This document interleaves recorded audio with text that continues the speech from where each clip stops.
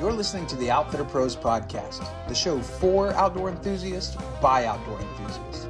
On the show, we speak with outfitter owners and outdoor professionals across North America and hear their stories of turning their passion into a profession.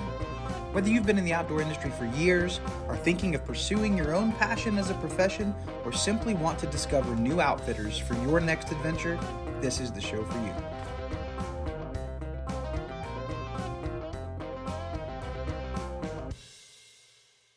Man, Steve Scow, welcome to the Outfitter Pros podcast, man. We're glad to have you on today. I appreciate it, man. I'm excited to be here. Yeah, so man, let's dive in a little bit, and we got a great show I think coming up today, and just we want to know about you. We want to learn about you, about your passion for fly fishing, how you got into it, man. We just want to. This is all about you and your story. So man, let's kind of start there. You and I spoke a little bit before this podcast, and just got to know a little bit about you. But your background is in law enforcement, right? Why don't you share a little bit about your background there for us? Yeah, so I got started in law enforcement in 2009. Moved out to Southern Oregon, where I'm currently at. Needed a job. I was fresh out of the Air Force and crashed on my older sister's couch and applied to the sheriff's office and slept on her couch for like 8 months. Went to the academy, and I did that for 12 and a half years, and I ended up quitting in November of 2021. Wasn't happy in it anymore. I didn't have that passion. I was getting in my car to go to work. I had a take home car, so I'd get in my vehicle and stare at my steering wheel and just sigh and be like, dude, what the heck am I still doing? My heart isn't in it anymore. And I'd been fly fishing for 5 years consistently, like every day off. And my wife was, because my wife told me I needed a hobby. So I went and I got a hobby. I don't think she expected it to turn what it turned into. But things have worked out. We're going with a new chapter in life. We're both really happy. I'm super excited that fire in my belly's back for it, and we're loving it. Man, that's good. So you've been fly fishing for 5 years before you launched into this as a profession. Yeah, about that. Kind of fly fished here and there, growing up in northeastern Nevada, but Elko County, Nevada it's not a fly fishing destination, if you know what I mean. Sure. It's using I think I had like a Fenway 5-weight, like Walmart type rod that I'd hike up into the Ruby Mountains with and catch like 4-inch brook trout. And I was like, and they're so hungry up there. They eat anything. It doesn't matter presentation or fly. It's just swimming around. They eat it. So I thought I was this awesome angler, and I was like, dude, I'm great. And then I started doing it here for steelhead on the river. And I was like, I have zero idea as to what it is I'm supposed to be doing. Oh, dude. Yeah, I know. Man, that's one of my favorite kind of fishing is and just going up in those little mountain streams and catching those little brook trout. So I'm here in Northeast Tennessee, Western North Carolina. And they're pretty prevalent here. And they're just, it's a small fish, but man, is it fun to catch. Oh, and dude, it's a blast, man. It's great for kids too. Like a couple years ago, I took my son back home, visit my folks, and we did a big hike up there, and we were doing it. And dude, for a 7-8-year-old, man, he was absolutely loving it. Cause they just, like I said, they just hammer flies. Yeah. So, yeah, it was a great time, man. But that was my fly fishing experience prior into figuring it out here. And that was a process figuring that out, man. Learning rivers, learning fish. And I did it with winter steelhead, first time fly fishing, which, I don't know if you know much about winter steelhead fishing in rivers, but it's not what you do as a beginner, because you don't catch fish hardly at all when you know what you're doing. When you have no idea what you're doing, you just flat don't catch anything. So I went 6 months before I caught my first steelhead. I went through my entire summer steelheads or winter steelhead season. Wow. Didn't catch anything, just a couple smaller trout. And then the summertime, I still didn't know what steelhead were. So I'm fishing for steelhead in June, July, August. There's not a lot of them around. And I finally hired a guide, and he took me out in September, and I went 3 for 3 on steelhead that day. And I was like, okay, I can do this. I still have a lot to do. So it was a lot of reading, a lot of research, and lots of casting, tons of casting, until I finally figured the steelhead thing out. Right. I think that was one of the biggest things for me, like coming into it. Like I grew up fishing, not really fly fishing. I remember when my dad would take me to these little mountain streams, he would have He would have a little fly rod and he would just throw a rooster tail on it. Like he wasn't even Yeah. fishing with a fly, like he's just fishing with a rooster tail. And we would catch these little brook trout and stuff. And I was like, man, this is great. Like this is super easy. And then I started getting into it for myself. And it was like, man, there's so much education that you have to just dive into and so Yep. much learning. And that was one of the things that was hard for me, was like, man, I can only learn so much by reading books and things. Like it just takes getting out there and not catching fish sometimes for a very long time. Very long time. Man, Very long time. man, no, that's really cool though. So did you have, before that, you said you grew up kind of fishing in Nevada there. Did you grow up in any kind of hunting or anything like that, or Yeah, we're a big outdoor family. Okay, cool. You know, I was born in the panhandle of Idaho. My dad drove logging truck, and then in the 80s, when that started to shut down, he needed something to do. So he became a hard rock gold miner, and that's why we ended up in Nevada, following the gold mines all over the state. But everywhere we went, we always had fishing rods. We were always out hunting. You know, I mean, I graduated in 2002, graduated high school. So, you know, that was when you could still get away with like putting a little 22 rifle under the seat of a pickup. Then after school, we'd blast out right behind the school in the desert and just whack jackrabbits until the sun went down. You know, so that's how I grew up. Grandparents lived on a lake in Montana. So we'd go up there, and you know, grandpa, he was still cruising timber up into his like late 60s, early 70s. So he'd go to work, and grandma'd send all the grandkids out to the dock with all the spinning rods, and grandpa'd have like 47 bird nested reels that he'd have to fix when he got home at night. Sorry about that. Yeah, you're good, man. I thought I turned that on silent. My bad. So fishing, outdoors, hunting, hiking. That's all I did growing up, man. And it was a great way to grow up. Yeah. And then went into the military, got stationed in Washington, D.C., and I didn't know where to go or what to do out there. And it's a different kind of fishing on the East Coast. There's not really trout per se, especially like in the Potomac River or down there. You know, I figured out how to fish for croaker in the Chesapeake Bay and the tidal water, did some cat fishing. But it really wasn't my jam, so to speak. You know, so Oregon was just a whim thing. And then my wife's like, you're driving me nuts. Go get a hobby. So I got a bunch of fly rods. I got a jet boat, a drift boat, outfitter's license, an LLC now. And we're just kind of trucking along. Yeah.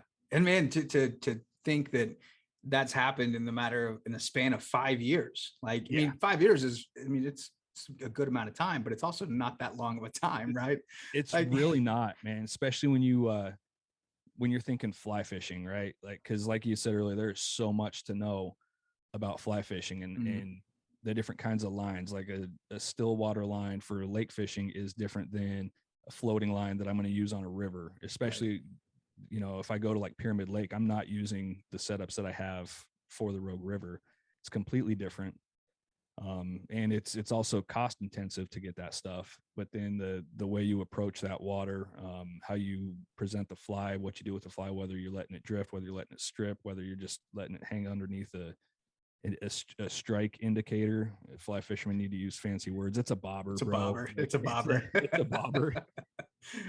And then to jump into guiding, because I didn't know how to row a drift boat. I didn't know how to run a jet boat. I mean, I'm from Nevada, dude. We don't have those things. So I had to teach myself how to row a drift boat, and I had to teach myself how to run a jet boat. And that was a very humbling experience. You know, you knock a dude off the dock when you come into it a little too hot on a jet boat, and you can't get it slowed down, because no one told me that, like, hey, dude, when you get on a jet boat, like, you don't have control. Control's relative on a jet boat, especially with an outboard and a tiller handle. Gosh. And the first day I had my wife and my boy in the boat, and we're coming up to the dock, and this dude's like, you're coming in too fast. I'm like, I can't stop, bro. Like, I'm not like full throttle, but I hit that dock and knocked that poor guy into the water. Dude, it was the definition of an airplane crash, man. It was bad. At least he wasn't a customer, right? I know, right? Yeah. So that was you know, so lots of humbling moments, you know, figuring this out. But you know, dude. So span of 5 years, I learned how to effectively fish rivers for a pretty hard species to catch. And then I learned how to row a drift boat. I learned how to run a jet boat. And then I turned it into a business and just kind of went for broke. And I was doing that on the side. And then it was like, it's time to do it full time. and I had the support of my wife, which was, you know, Huge. the biggest key factor in that. And then we just went for it, man. And it's been a ride, man. There's been some ups and downs, and there's, to be sure, there's still going to be a lot of ups and downs. Like we're Sure. less than a year into doing this full time, so we still have some things that will get thrown in front of us, and we'll have to work through those. But it's enjoyable. I'm loving Yeah. it. It's all a part of the journey, man. Yeah. It's all a part of the ride. That's what makes it so interesting and exciting being a business owner and an entrepreneur, for sure. Yep. So man, so talk about like what are some of the challenges? So you just did this in November, right? Like Yep. you just started this last November 2021. And what are some of the challenges that you faced from then until now to kind of get this off the ground and going? It's been the biggest challenge I had was the confidence in myself to do it. Mm, That was my biggest challenge, because yeah. I'm not cheap to hire me for the day. You know, it's $575 a day for the boat, and that's a flat rate for one or two anglers. And then going in and being like, yeah, dude, I am worth $575 a day. When, you know, the first trip, I'm like, these people have no idea. Like, you know, like Yeah. I'm just hoping to remember put the drain plugs in the drift boat right now, dude. I'm kind of freaking out. So that was one of the bigger things, was having the confidence in myself, and then building my name Mm, in the local area with these other guides. I know the guides, I know the shop owners. I've spent a lot of money with both of them prior to guiding. So but getting my name out there from a customer to now somebody that they're going to have the confidence to send other folks out yeah. with, and put them on fish and make sure they enjoy their experience. Mm. uh I'm just going through some of my notes here, making sure that I'm not missing anything on And that. you mentioned that idea of like having confidence in yourself. Mm-hmm. Man, that is one of the biggest things. I think as the people that are going to be listening to this, I think most of them are going to be other people that love fishing, right? People that love outdoors and just any kind of adventure, maybe not just fishing, but adventure business per se. Some of Yeah. them are going to be people that just have the passion for it. Some are going to be business owners. And Mm-hmm. I think those people that are going to hear this and are going to really respond well and kind of understand what you just said is that idea of not having confidence in myself. That is a huge thing in running a business. And man, like overcoming that idea of being like a phony, right? Yeah. Like, oh, I'm charging these people this money to take them fly fishing, but I still really don't know what I'm doing. Like, Yeah, man, dude, it's a real thing. It's a real it thing. and it is, because you don't want to be known as the hack guide, right? Yeah, Like, for sure. oh yeah, dude, they're going out there with, you know, we'll use me as an example. They're going out there with Scow, you know, and Scow's making the same amount of money as I am. I've been guiding for 15 years, and this dude's been doing it for 6 months. No other job out there really pays the newcomer the same as the senior guy. It just doesn't happen. Working in law enforcement, I started out at $22 an hour.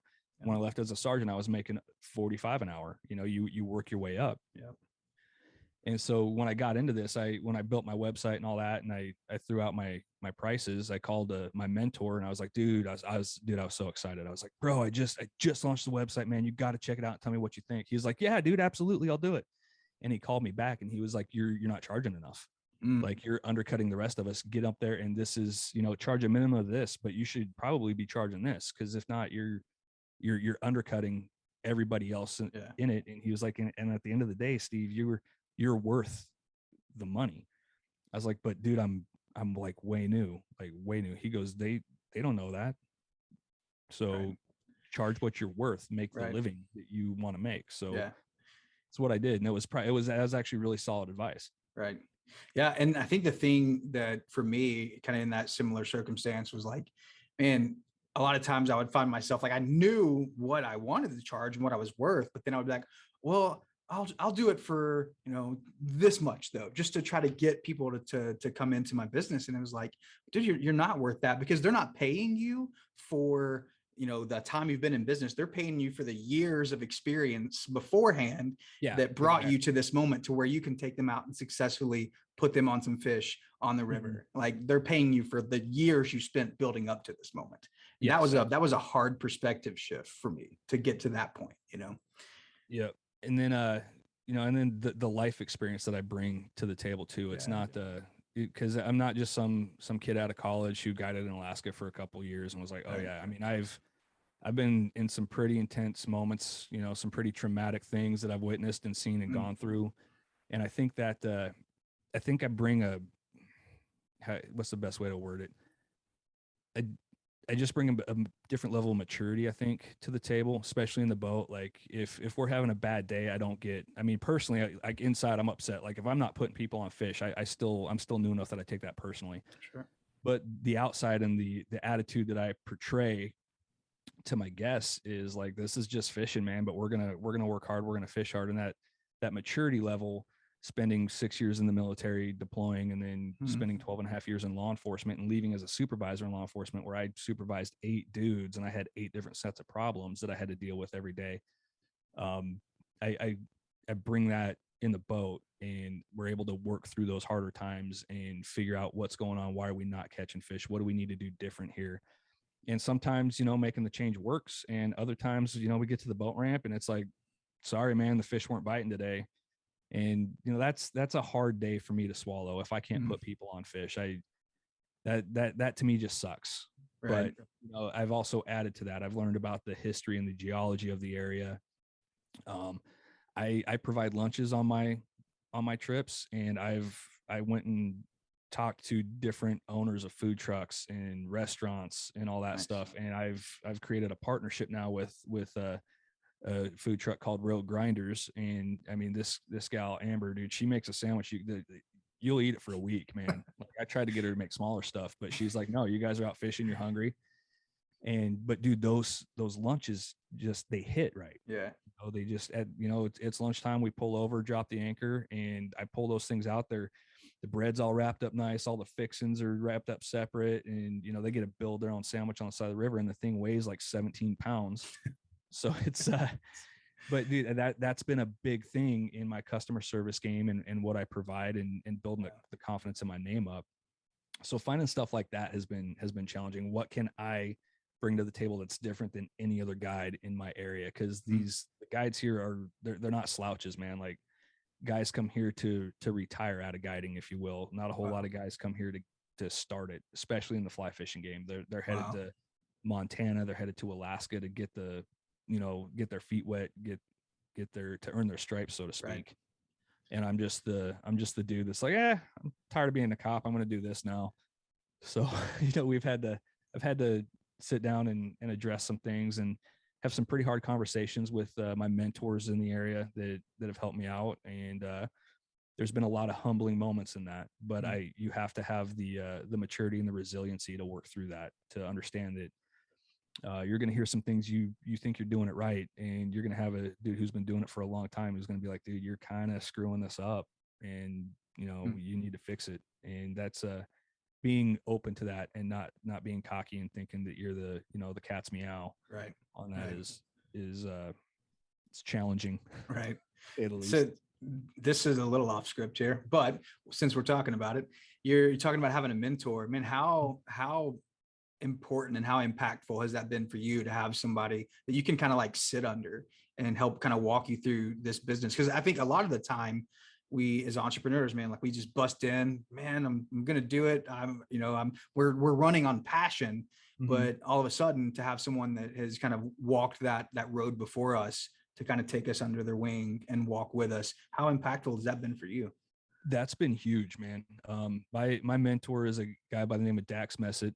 He's like a Sage Pro ambassador. For those of you who don't know what Sage is, they make high quality fly rods, and Dax Messett is a pro ambassador for them. Like you go to their website and you click on Spay Rods, it's a picture of Dax casting. I mean, Nice.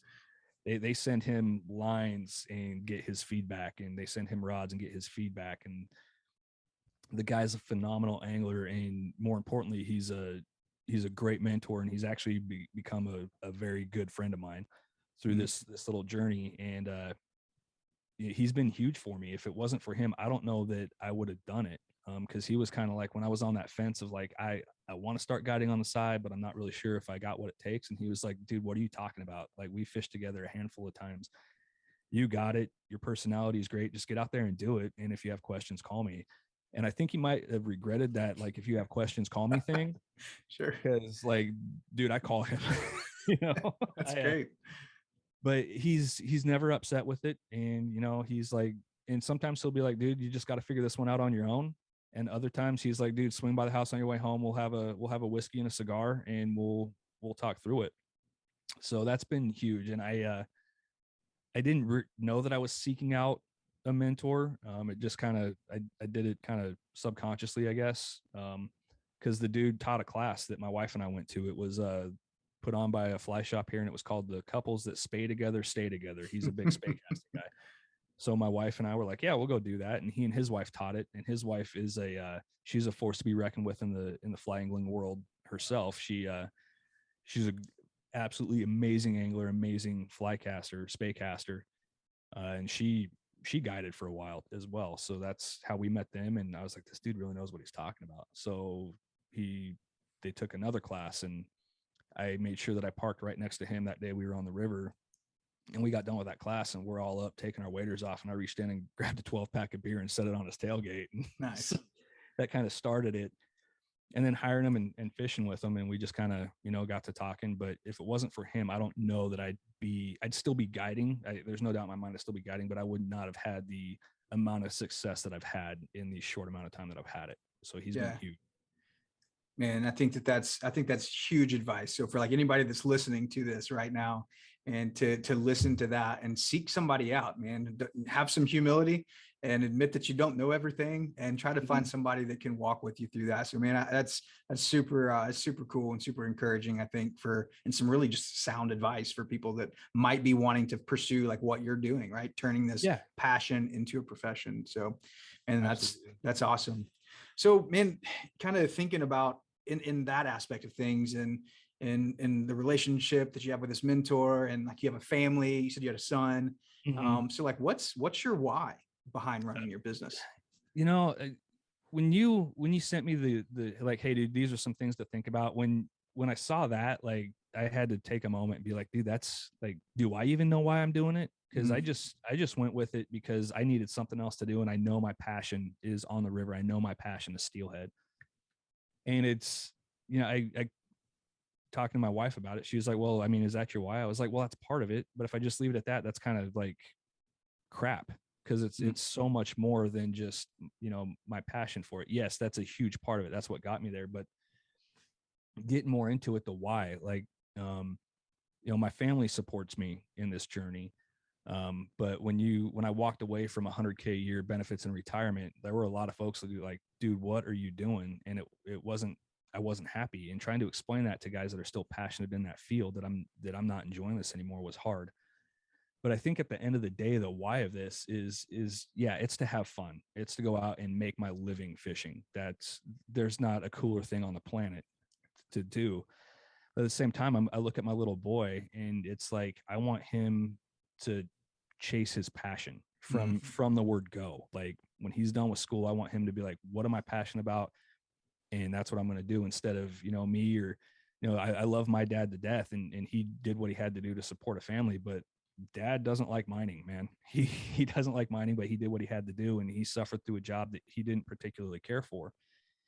Um, Took mm, me till I was, you know, 37, 38 to do that. So I think that's the big why behind that, is to teach my son to follow your passions. And it doesn't matter the money you make, it's the quality of life that you live. mm, And you know, and I've had that with some clients as well, where, you know, my clients are, a lot of them are very, very successful businessmen.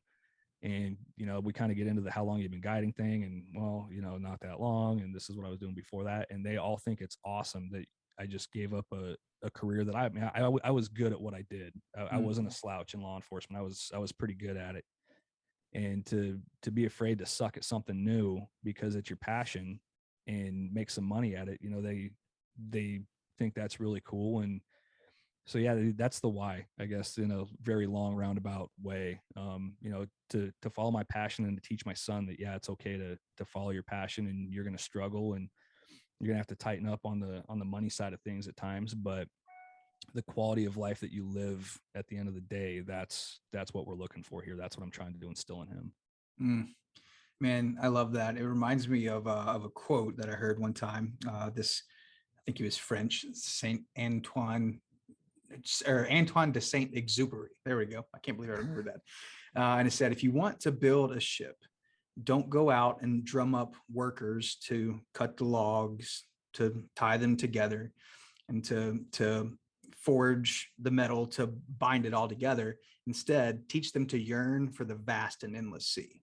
Mhm. And it's like, man, I love that idea. I just feel like you're talking about your son. Like I have kids too. And it's like the one thing I want to instill into them is like, man, I want to teach you and teach my kids to just long for what that passion is that's driving them. And that man, it just sparks this fire in their hearts. If they have that, and however they pursue that, they're going to find success. They're going to Yeah, find happiness and fulfillment. Right. absolutely, dude. Yeah. Like, yeah, absolutely. Like I'm very, very much young in my business career, if you will. And I mean, we've got goals of, we've got 5-year plan, we've got 10-year plan, we've got a 15-year plan. Now, granted, all those can change. We look at the business plan, and that's an important thing to do too. And I Sure. always thought, like, they're like, hey, dude, start the business plan, write that down. I'm like, that is such a waste of time. And then it's really not, like, they know what they're talking about. So Right. and you go through and you look at it and you check, and it's cool to go down and check some things off, like, hey, yeah. And it's small things, right? Like when I did the business plan, it was like, apply for the LLC through the Secretary of State for the state of Oregon. And then I did it, and I went and I checked that off. I'm like, oh, dude, I'm knocking stuff off the business plan. Yeah, Like, this that's is good. awesome. But then you go back through and you readdress it. Okay, this is where I'm at. Have goals changed? Do we need to be like, okay, we need to start, do we need to lengthen this one out, or is this something we're in a position where we can do step 7 before we do step 5 now? And how's that going to affect things? Does that make sense? For sure. Yeah. And I think that's huge that even like you're writing them down, right? Yeah. I once heard this statistic that said that the people who have goals versus the people who write those goals down, the people who wrote the goals down were 80% likelier to achieve the goals than the people who didn't write them down. And that seems silly, right? By just putting it on paper. But when it's in front of you all the time and it's kind of your roadmap, right? You're Yeah. looking at this like, this is how I have to this is the map that and the route that I have to follow.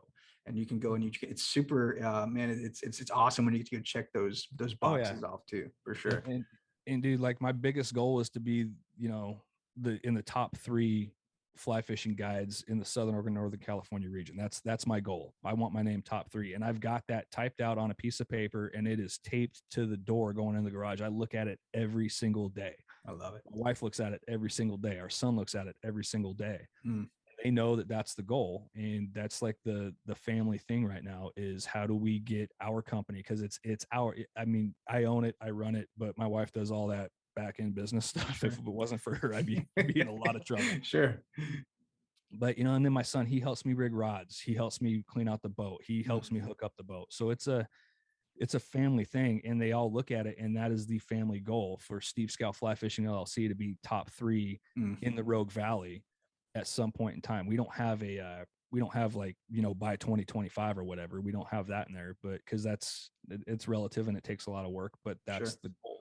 And even if we do get that top 3 status, if you will, for some people, it's not going to be for everybody. So that is the goal that will never truly be achieved. That's something that we're always striving for. We're always going to be making improvements, and it'll sit there until I can't physically row a boat or wade a river anymore. That will be the goal. Yeah. And I'll work to achieve that until I physically can't fish. Man, I love it. I love how driven you are, man. It tells in the way that you speak and communicate, and you can see that you are passionate about it. So, and as you think about since November and until now, man, you've been running some trips, right? Like, what's been one of the most memorable experiences that you've had? It could be on the river, it could be something off of the river, even. It's so so there's this, I went to this place called the Sweetwater Travel Fly Fishing Guide School. Sweetwater Travel is based out of Livingston, Montana, and they're kind of a fly angling travel company. They'll set you up international and all that. And they put together a fly fishing guide school. And it turns out they figured out how to get money from the Veterans Administration for veterans that have the Montgomery GI Bill. So I was like, I've got the Montgomery GI Bill, and I'm sick of going to college. So I just stopped going to college, had a bunch of money left, and called them up, and they did it. And I went to that just over a year ago, about 14 months now. And then they had an advanced school. and still VA certified. So last September, I went to that advanced school and I spent a week in Montana fishing the Yellowstone River, the Armstrong Spring Creek, the Stillwater River. We fished the Boulder River. And there were 10 students in that class, and every single one of us were veterans. And a lot of these guys were combat medics, infantry. There was one special forces dude in there. And you want to talk about just hanging out, drinking beer and fishing with a group of solid dudes. I think that week is probably the most memorable week I've had fishing, because it was fish were caught. More fish were lost than were ever caught because, but it was just a great time. And the instructors there were great, working with us, actually trying to teach us, but we're all a bunch of vets that just want to talk trash to each other all day. So they did what they could. But yeah, so that was one of my more memorable experiences in that.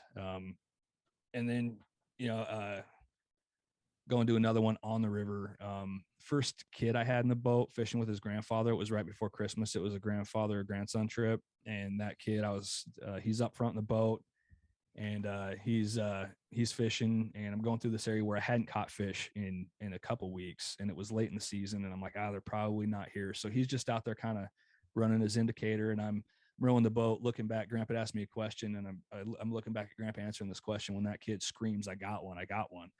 And I look up, dude, and we saw this 27-inch fish come out of the water. And I'm like, do not screw this up. Do not screw this up. And I'm like, dude, where am I going to drop my anchor? I have not been doing my job. I haven't been paying attention where I'm at. And now we're going into fast water. And the kid ended up taking it through the fast water, held on to the fish. I was able to get the boat anchored and netted. And dude, I put grandpa and grandson next to each other and was able to take that picture. That's actually the background picture on my computer, dude. Cause to me, that's what it's all about. It's different generations. We're catching a fish that's hard to catch. And for, grandson, he's 11 or 12.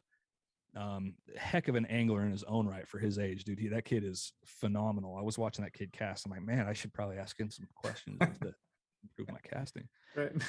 But that was on the river, that right there. To this day, dude, I think about that trip all the time, and just how amazing that trip was. It was 2 fish. It was a little cutthroat trout, and then that steelhead that kid got by himself through the fast water, because the guide and grandpa were too busy flapping our jib and not paying attention to what this kid's doing, who's out just getting it done, man. It was awesome, dude.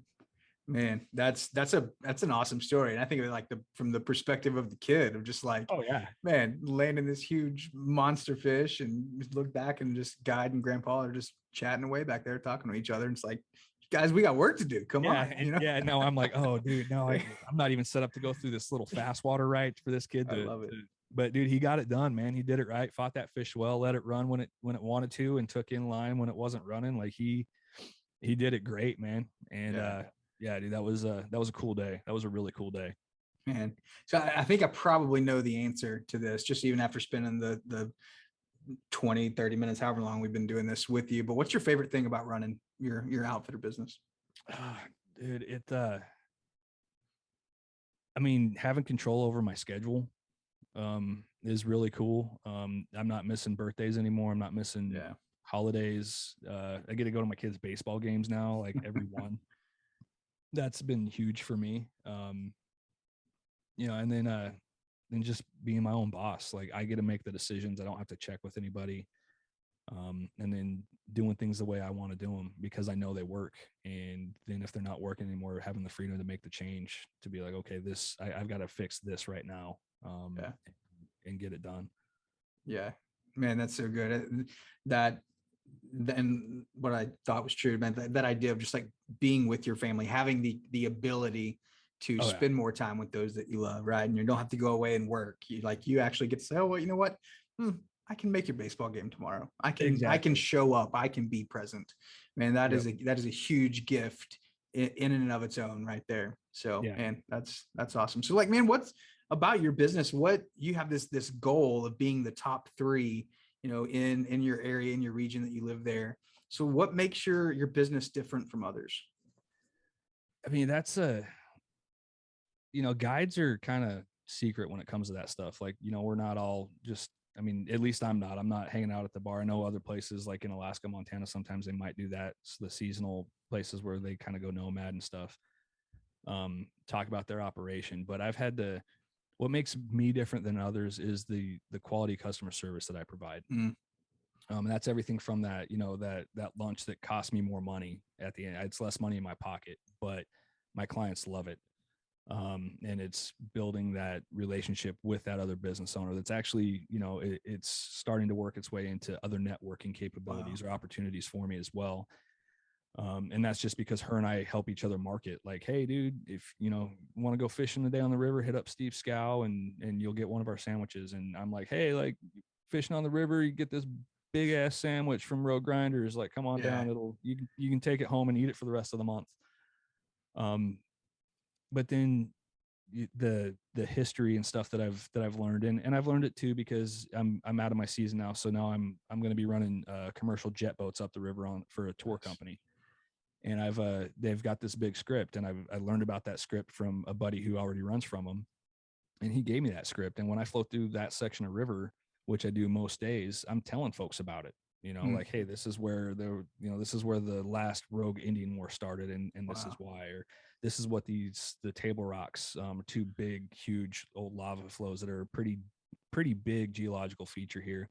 Talk about what that's made of and how those were formed, and how the fact that they tried to mine uranium and what they did with it when they were training World War II troops in the area. And people love that. And if you're having a hard day, like if you're not putting fish on the boat or in the net, that stuff will save your day. Just for sure. That. Because the clients love it, man. They absolutely love it. And then keeping my gear clean, dude, you would not believe the amount of compliments I get on the fact that my truck is washed and vacuumed and I don't have a bunch of nasty stuff hanging out in my boat. My rods I wipe them down every morning before I go, make sure the fly line's clean. I don't have, stuff just floating all over the boat. I actually have a bucket with a trash bag in it on the boat. And 3 times in March, I had 3 different guests be like, dude, this is the cleanest guide truck I've ever been in. And like, and granted, I've hired some guides where you get out of the truck, you're like, dude, I need to go get a tetanus shot. Like, that was disgusting. I understand that. So, just putting in that extra work on the back end of it that people don't see, because they just see at the boat ramp.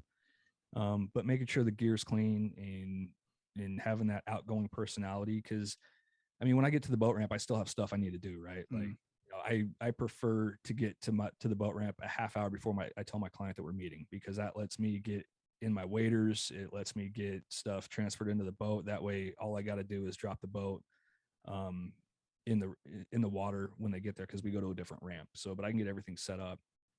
And 9 out of 10 times the client is at the ramp before I am. They're just sitting there waiting. And then it's like, you get some guys are like, oh yeah, dude, I got to set this stuff up, just hang out over there. And you see them, they're just kind of sitting over there kicking rocks. And it sucks for the client, because they're already in the experience, right? And so I don't do that. I'm like, hey dude, come over here. Let me show you, we'll talk. I'll show you some stuff while I get set up. It's going to take me about 15 minutes to get everything set up, but come over here, ask your questions and do that. And I think that helps me out more, because I'm one of the very few that I know of that do that. Now, granted, I prefer to have my time to set up. That way I can get it done and not miss stuff. But when they're there before me, I don't just kick them off to a corner of the boat ramp and say, hey dude, let me get this set up, go over there and hang out. Like, I give them a cup of coffee and we talk about what to expect for the day. And then I repeat it all on the river anyway.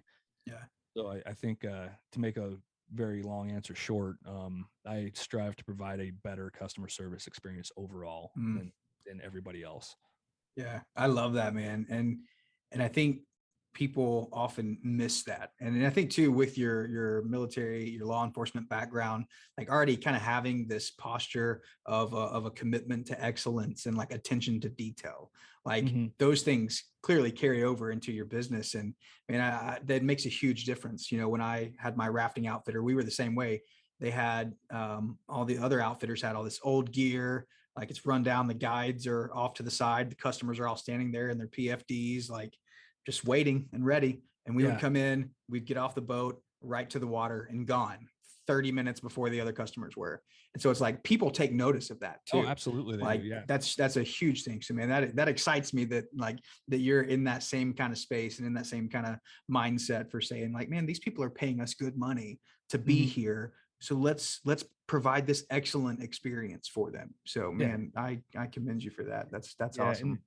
And then also too, like I said earlier, that a lot of my clients are really well off, and they are, but a few times you get the client, that dad saved up, like he Mm, worked overtime and saved up to take his kid fishing because his kid wanted to go fly fishing and try it.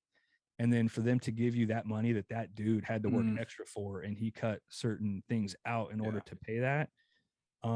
Because that's where I was at, yeah, like I didn't have the money to just throw down on guide trips. Like I wanted a guide trip. I was looking for overtime. yeah. So that's huge for me in order to maximize the time on the water that I have, and then make sure that they enjoy their day, even if we don't catch fish. I've had those guys where we didn't, we missed fish. I say we because I'm the client, or I'm not the client. I'm the guide. So part of my job is to always watch those bobbers and yell set when it goes down. So if they miss a fish, there's a good chance I probably wasn't paying as much attention as I needed to. Mm, So, it's a team effort in that boat. And I make sure to let them all know that, like, hey, dude, this is a team thing here. We're going after steelhead. It's not individual, it's a team thing. So in order mm, to maximize that time on the water, maximize the experience that they have, especially for guys that have to save up, and it's their yeah. one trip every 2 or 3 years, you Mm, want to give everything you can, for every client. But those guys, I think it hits just a little bit more because I didn't grow up wealthy. I'll never be wealthy. I mean, I gave up a good job to be a fly fishing guide. So you try hard to maximize yeah. the experience for folks. Yeah, man, I love that. And yeah, I think it carries through just and again in the way that you speak and that you that you talk. So man, if somebody's listening right now and they're in your shoes 8 months ago, Mhm. like what would you say to encourage them who's thinking about kind of launching into this, pursuing this passion for a profession? Do it. Don't wait. Because you can sit there and say, like, I'll just, another 6 months, the time will be right. Another 6 months, the time will be right. It's never going to be right, man. Like there's always going to be a reason not to. Yeah, yeah, that's true. And the reasons not to are going to, on their face, they're going to outweigh the reasons to do it. Mm, And I struggled in a job that I wasn't having fun at anymore, for a long time before I was finally like, it's time to go. And I did it. And it was scary. Like it wasn't like I slept soundly that night when that decision was made, dude. I don't think I slept at all for a week. Like, cause you're thinking like, how are we going to pay for travel ball for the kid?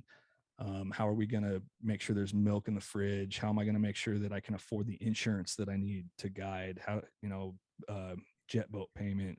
Oh man, I only have 5 flies in my box right now. I got to have at least 50 to get me through, half the season. And flies are not cheap at $3 a pop, nope. so it's the fact of the matter is the time will never be perfect. So at some point in time, you just have to kind of buckle down and make the leap. And if it doesn't work out, get yourself back to a spot where you're a little bit better off. And then if your heart's really in it, make the leap. I always used to say my biggest fear was failure. And then I realized how naive that statement is. Because if you're not failing, especially starting out a business, you're not doing anything. You're just Right. you're just treading water. So I've failed a lot doing this, and I'll continue to fail. And if I don't fail and figure out what's not working, I'm never going to grow my company. Mm, I'm never going to get those repeat clients. So just do it, man. Have the conversations, set yourself up as best as you can. But at some point in time, you got to pull the trigger and then understand there are going to be a lot of times you're going to land on your face. yeah. But then you have to be resilient. And I think the resiliency thing is the biggest part of that is you have to be resilient enough to stand back up and be like, all right, that didn't work. Dust yourself off. And then the door they slammed in your face, dude, just rear back and kick it open and keep going. I mean, that's kind of, it's kind of how it is, man. It's competitive, with you doing what you're doing. You're in a very small community with what you're doing, and it's competitive. Mhm. When we kind of connected on LinkedIn, I kind of looked at your website and all that, and then I went and looked at other people that do what you do, and it's a small community and it's extremely competitive. And in order to get ahead, in order to be successful and build your brand, I'm sure there's been days where you're just like, what am I doing? I feel like my head is just slamming against the wall repeatedly. More often than not. Oh yeah. And same thing with me. I guide fly anglers only, and I've turned down trips. I turned down a lot of money where gear guides, conventional guides, were calling me like, hey dude, we're booked this day. These folks want to go catch salmon with gear. And I'm like, dude, I don't do that. It's kind of ballsy for a brand new guide to say, right? But I know what I want to do, and that's to fly fish, and that's who I want to take out. So it's you got to figure out a way to do it. And a lot of that I'm learning still.